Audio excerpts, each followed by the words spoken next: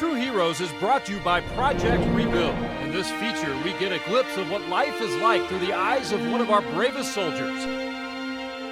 My name is Sergeant Paul McLane. I served 6 years in the U.S. Army Infantry. One tour in Iraq, one tour in Afghanistan. Always wanted to kind of join, but well, my sister was in the military actually. But always wanted to join, and then I went out to see my sister and nephews and nieces and my brother-in-law, and started going to work with him, and then ended up joining the military. They tell you it's going to be, you know, well, all fun and games, blah, blah, blah, just running and gunning and shooting a bunch of stuff, but no, obviously that's not the case. Back in garrison, you still got to maintain vehicles, so you do your weekly PMCS. I was either going to go 20 years or, you know, not make it back. That was, you know, in my head when I signed up. So no, it did take a couple firefights before it set in that, oh man, I better, you know, duck a little more.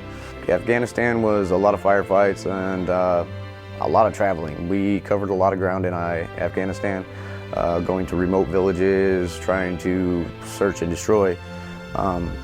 Iraq was basically peacekeeping, running around from Mahala to Mahala, social networking kind of thing, trying to make sure the Iraqis are doing the right thing.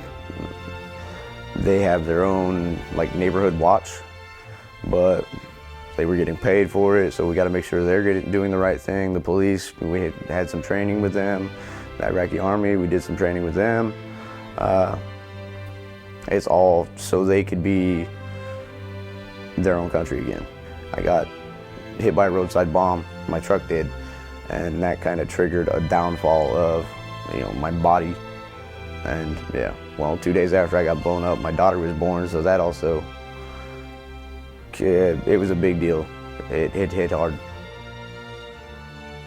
It is, it's my kids. It is. I want better for them. Visit militarywarriors.org/projectrebuild to find out how you can help these true heroes rebuild their lives.